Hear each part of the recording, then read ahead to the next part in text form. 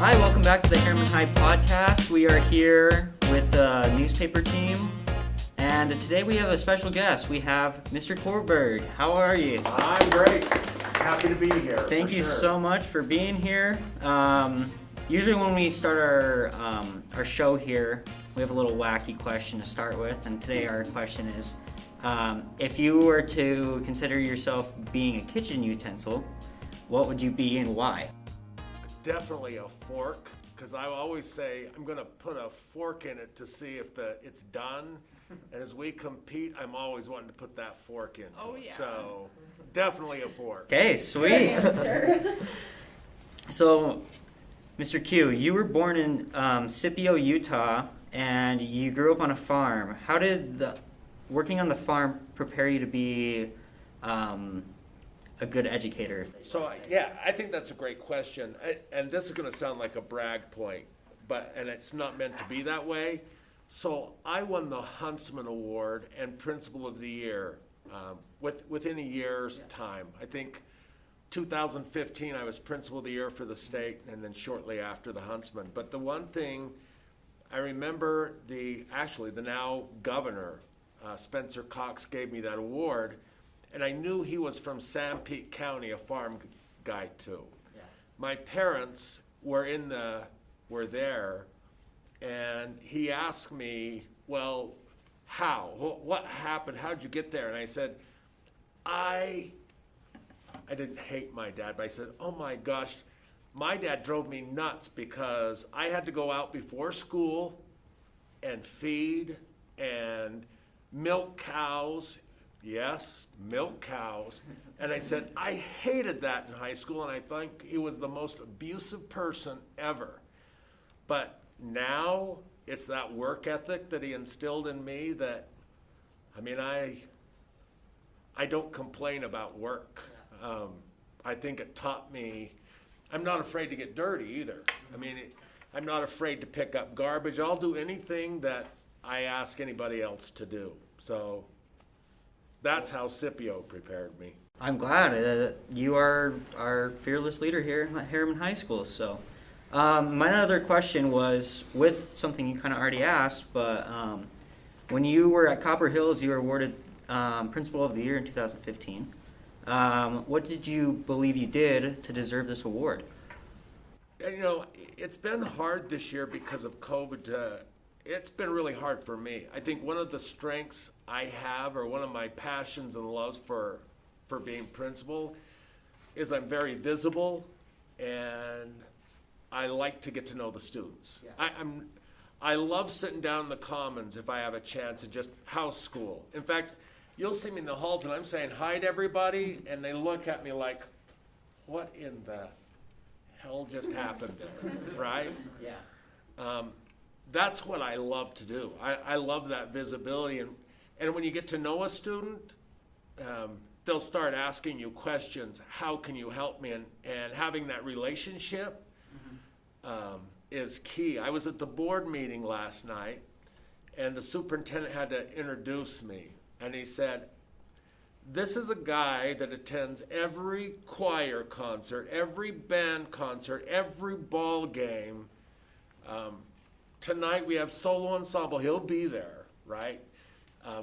Like it's a big challenge, and poor Mr. Quarnberg goes to all those events. Well, in truth, that's what I love more than anything else, because I get to see kids in a different way, not always in trouble in my office. So, yeah, if I was recognized for anything, it's because I absolutely like to get to know them. I love students. I love working with them. After the suicide contagion year, I wasn't here, right? Yeah. But the district said, Mr. Quarnberg, what we expect is go over there and be visible. That's not a challenge for me. That wasn't something I really had to try to do. So you definitely are, personally for me, one of the best principals I've ever had. Well, actually the best principal I've ever had, because I've never seen a principal be as outgoing as you are. So with that, we're going to move on to our next section, And we're going to start with Ethan. All right, well, number one, I want to thank you for being here. This is Sure. awesome. I'm a sophomore. It's great to meet you. I haven't had an interaction with you yet. So if you're a sophomore, I get to tell you, I own you for 2 more years. Yeah, exactly. For you. You are owned. Yeah, that's great. Well, I'm just going to jump right into it. And so people and students around Herriman, they've had a problem in the past with being dress coded. It's something that's been a problem between students and administrators for ever since dress codes were in the books. People have disagreed with them. This year with COVID, a lot of students have started noticing that it's felt a lot more relaxed to them. You can get away with ripped jeans or wearing hats in classes, and they feel like that may be something that happened with policy. So we wanted to know if next year, or if this was an actual change this year, and if it's going to be changed next year, or if this was from your own judgment. That's a great question. So, really, to answer the first part of it, has COVID changed the way we look at dress code? And the answer is yes. There's no doubt about it. When I'm losing so many students to failure, and after second quarter, we had 30% of our student body who failed at least one class. So what is our priorities at this point? Watching their dress code and ripped jeans and if they had a hat, or just getting them here. So certainly our priorities changed drastically on the way we think. I think there's some good things that actually have come out of COVID as well. Maybe it really did make us focus and determine for ourselves what is the most important thing that we're looking at. We talked about clothes that were distracting in class. Well, that might be true on some cases, and believe me, if there's a young man that has a hole up by his crotch, and I'm going to address him regardless, right? Or, Right. There's a limit and a line. I can't really draw that line for you right here and now, but look, we looked at the failure and students coming to school. Dang right, we started changing our view on dress code. What we will do, the dress code policy hasn't changed. That's not something that I set for myself. That's set by the Jordan School District Board of Ed. Is there still a dress code? Yes, there is. If I'm pushed, I have to support that and will support that Jordan dress code policy. I've just got more important things to do than to worry about where the holes are in the jeans and what kind of hat you've got on. As long as I'm principal, I think my priorities will always be towards the students and grades and what's the most important thing. But let's not forget, there is a dress code policy. Does that answer it? Yeah, Okay. 100%. With that question, I'll hand it off to Jaden with the next few. Thank you. Transferring into COVID policies, this year the administration has been strict on wearing your masks and social distancing while at school. Do you think future students will see any changes to COVID policies going into next year? Well, if you'd have told me 2 days ago that we'd be talking about a junior prom, I'd have called you an alien from another planet, because there is no way on this green earth that we were going to do a junior prom. Yeah. And then you start hearing that they're looking at a point when they're going to stop requiring masks. That blows me away completely, because all we would hear is, yes, sometime it might be December of next year. Shocked. I'm shocked at where we are COVID-wise. Does it make me nervous some? Yes, I'm a guy that believes COVID's real and we need to do everything we can to protect each other. We talked this morning on the announcement that if we're going to have a junior prom, we've got to wear those masks. Well, we do. Part of it is perception. We've got to show the state of Utah, or our communities, that we're taking this serious, so that there is trust to allow us to open up more and more things. a lot of what we do is perception. I'm not gonna lie to any of you. There is protection of each other, but it is perception. We have to create an environment that looks like we care about each other, which we do. When somebody drives by from outside of our community and takes a picture of us in the bleachers and none of us are wearing masks, guys, that doesn't just come down on me. It comes down on all of us. Yeah. So, you know, we need to keep our masks up. We need to keep looking at the perception of what we're trying to accomplish here. I don't care what they do at Riverton, and I certainly don't care what they're doing at Bingham. I do care what we're doing here, and we need to be a team and stay the course. Okay. Going on with that, if Jordan School District did give you the option to not wear a mask, is that something that you would be okay with?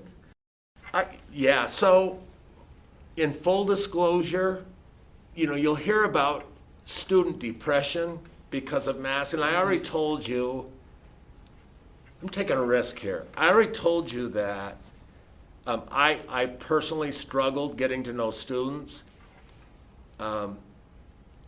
This has been hell on me, personally. Same with the students too. Has there been some depression on my part? The answer is absolutely yes. This face mask is a barrier. If you're a sophomore, I don't know you. I know a few of you, but I don't know the sophomores here like I have other years. And it's depressing to me. Seriously depressing. Yes. As you know, at the beginning of this year, we moved to 4 days a week with the school open on Fridays, and if student needs help. And looking at our student survey, majority of the kids want Friday to stay online because it's a way to help them with their homeworks and, you know, the help they need. And next year, would you like to keep the school schedule the same or make changes? If so, what would like those changes be? You know, I will tell you, I've been an educator for 31 years and an administrator for 25. So I've been at this a long time, and probably one of the biggest educational malpractices in my career has been home and hospital. We would send a teacher out once a week for 2 hours, and they would collect work and take it home to the student and say, do this, and I'll pick it up next week. Well, if you really look at your classes, what kind of education is that? I'm going to say it sucks. And here you are in your senior year, and I'm sending work home once a week. The Canvas is another good thing that came out of this pandemic. For the first time, I can tell you that when we do home and hospital, for valid reasons, we have Canvas, and you can still learn from home, and my teachers are going to be able to get that information to you. It's what keeps me awake. I can now live with what we're doing home and hospital-wise, because truly, it was a freaking sham up until this point.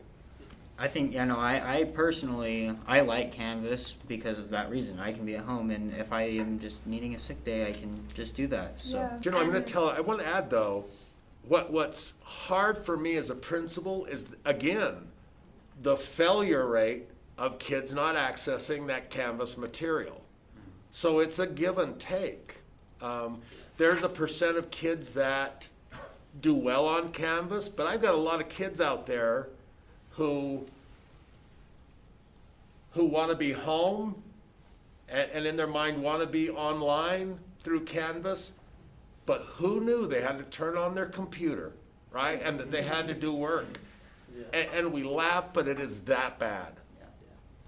Yeah, like I'm personally, like I enjoy learning online. Like I can watch videos from class and do my notes and be good. But there are students who are more visual learners, and so that's more difficult for them. So it really just depends on the person. This is going to come as a Online surprise learning. to you. that I have the attention span of a gnat. Yeah. I think that's why I like to go to the activities and so forth. Yeah.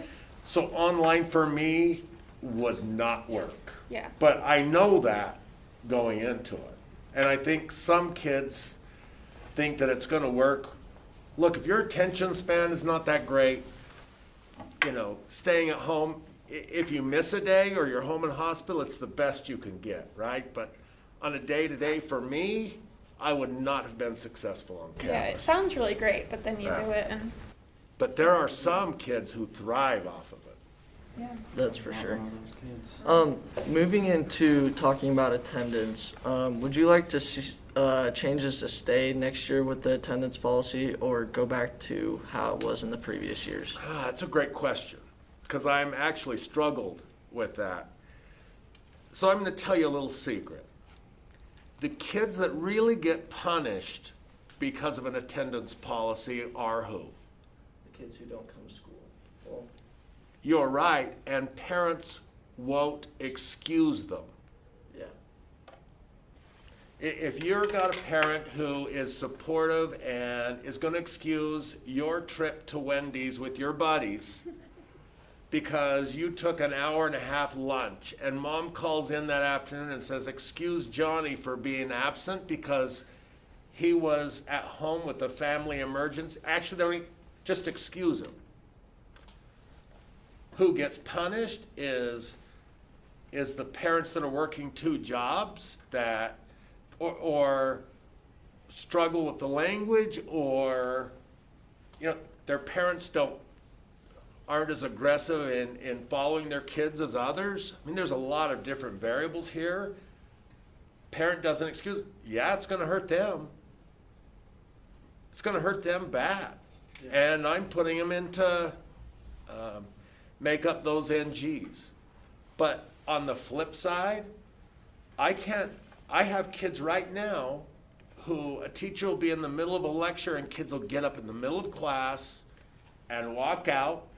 I'll get this on Canvas, don't worry about it. Well, I've got a teacher who has prepared labs and language and pushing towards an AP test that teacher knows that kid's gonna miss the material and they're gonna fail. But I'll get it on Canvas, don't bother me. So you tell me what is best attendance policy. I got some teachers who are very concerned about what we're sending forward out of here. Are they going to know the material? Are they ready for college, university, or career?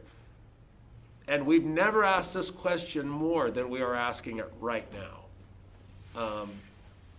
Attendance policy seems like the big man's putting their thumb on you, but we're seeing some severe lapses in education because of an attendance policy. So Yeah. honestly, I don't know where we're gonna go with that. I would guess we're probably gonna have some attendance policy. What that looks like, we'll see. It's a There- great question. There is definitely pros and cons to that. Going on to another question, we've heard the possibility of later start times. Is that something that you'd like to see here next year? That's another great, why, of course. Look, I'm here at 6:30 in the morning. Yeah. And if you know me, I got out of the basketball game at 9, so I'm probably 9:30 or 10. So a later start time would be a dream come true for me. Mm-hmm. We also know that teenagers getting up and being here by 7:30, do we really need to do it that early? Because your parents aren't even getting to work till 9, right? Yeah. So why? Why? I can tell you why. Transportation. Your district only has so many buses, people, and they've got high school, middle school, and elementary runs. So somebody's got to go early. That's one problem. And then let's talk about athletics or solo ensemble and your evening activities. If our school isn't getting out till 5, well, that's going to put all your activities later and later. And did I just mention that we have basketball and football that goes till 9 o'clock? Ask your hockey team what time they get home. because they have to wait for ice time, their games start at 9:45. I can see a problem with that. Yeah. Yeah. So it's a lot of things are driven by extracurricular, and it's not just athletics. It's about getting the activities and having time to do it. But there's now one more problem with time. We've just added women's wrestling, men's lacrosse, women's lacrosse, and we have to provide them practice time. So let's think of this spring. Track practice goes till 5. Then we'll put the soccer game on the main field, and that goes till 7. So when's women's lacrosse and men's lacrosse? It's green space. And the earlier we can get people started on those fields or in the gym, the quicker we can get students and coaches home. So it's a bigger issue than I think people really think about, because a late start time seems brilliant on one hand, but the time constraints on the other side in the evening is problematic. I think another thing to add would be like jobs, you know. A lot of people work at 3 in the afternoon and they have to go work to Touche. make money, so- Yeah, I think that's a whole nother variable here. And most high school kids have employment. All right. Okay, so kind of talking about school spirit. So one of my favorite things about Herriman is how we have such a close sense of community, and in years past it's been really amazing. But this year a lot of students and teachers have noticed and remarked on the fact that it feels, you know, more depressed, like we were just talking about.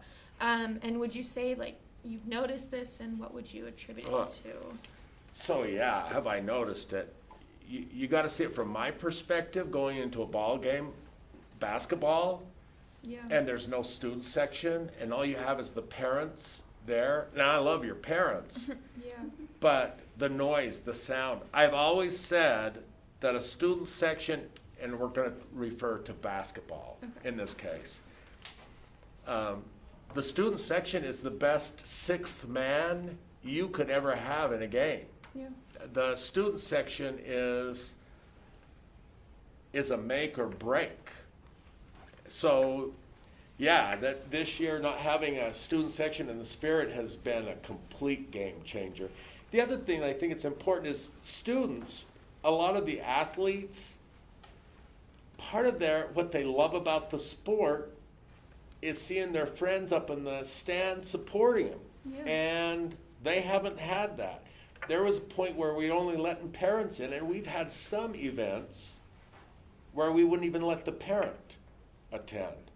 So it hasn't been fun, for sure. Yeah. I can't wait till we have our stands full, and I'm sorry, seniors, you didn't get that this year, No. but yeah, that's where I'm looking to get back to. Yeah, I totally understand that. I know like a lot of different, like the dance performers and the fine arts performers are all doing things virtually, and it's a huge change. I'll so. even go further than that. It sucks. It totally does, yeah. So, you know, last year our graduation was virtual, except for the parade, which was super cool. Do you know any plans for graduation this year, and, you know, any you can So, yeah, you know, even if we went back to whatever the new normal is, right? We had so much feedback on that parade that I don't think we are ever going to go back. You know, we are listening to students and parents on that, Yeah. but the feedback we got was overwhelming for that parade. It's interesting, before there were these, you know, you'd see the seniors dragging their feet, a parade, we get a parade, and then we had the parade, let's do this every year. Yeah. What I was really impressed with the parade was the whole entire parade route, there were people there cheering.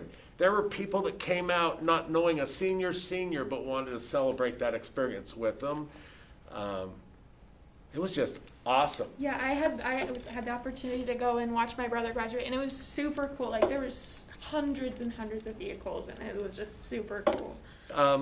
we probably are gonna do that virtual ceremony piece like we did last year, where the speeches, and some people like that, some don't, but I guess you get the opportunity to view it if you want, or don't if you don't want. So I know that there's been talk of like some students, and personally I think this would be super cool, would be to have like a graduation, like a parade, and then on the football stadium, having graduation there. What do you think about that? Yeah, so that's not news to me. That's been brought up, and actually the board has somewhat approved that. I think what we'd have to be careful with, could we allow parents in, or is it students only? I mean, I would need more direction from where we are COVID-wise to make that decision. It's hard to have a ceremony and your parents are watching it from home. Yes. But again, I think we're going to listen to the students. This isn't about Mr. Quarnberg or the teachers or really your parents, even though they think it is. I'll deny saying that if they ask me, but it is about what the students want in this case, and if we can logistically make that happen. Yeah, definitely. So my last question that I pulled from the survey I sent out is about the senior dinner dance. So I've heard rumors that it's been canceled. Do you have what do you have to say about? Yeah, so actually all year I've told people that ask me how COVID, I said if we have one event, if I could wave my magic wand, I would have that senior dinner dance as my highest priority. Yeah, junior prom and homecoming are important, but look, folks, I'm just going to say it. The seniors really got screwed this year. Not for anything that we did. I felt bad for the seniors last year, and rightfully so. Yeah. And I don't know why I thought this year was going to be better, because it certainly was worse. And I think in the back of my mind, I've always thought, how do I give these seniors something? What is the experience I can give them to thank them for their time here? That they were part of Herriman, that you're tied and bound to Herriman. And regardless of wherever you go in life, you're always going to, where'd you graduate from? I'd like to create that experience for you in some way. So the senior dinner dance for us is back on. Will it be at school? I mean, things could change, folks, out there in Radio Land, but that's where we're going. That would be my highest priority. I see a junior prom, but in my mind, that senior dinner dance needs to happen. Yeah, I know for me as a senior, that's a super important thing to kind of leave high school with. And I hope Jordan School District doesn't get angry at me saying this, but I would like to take it off campus if we could do it in a safe way too. Yeah. It's nice to have we're gonna have to have the junior prom here. It's just gotta be. But if I could do something nicer for the senior dinner dance, I would like to try and do that. And I would like to have a facility that's large enough, and I'd like to keep the cost down so the majority of students can afford to go. So, I mean, we've definitely got some challenges ahead of us to make this happen. It's not going to be simply me approving it. Yeah, that would be a super meaningful thing for us. So that's all I have.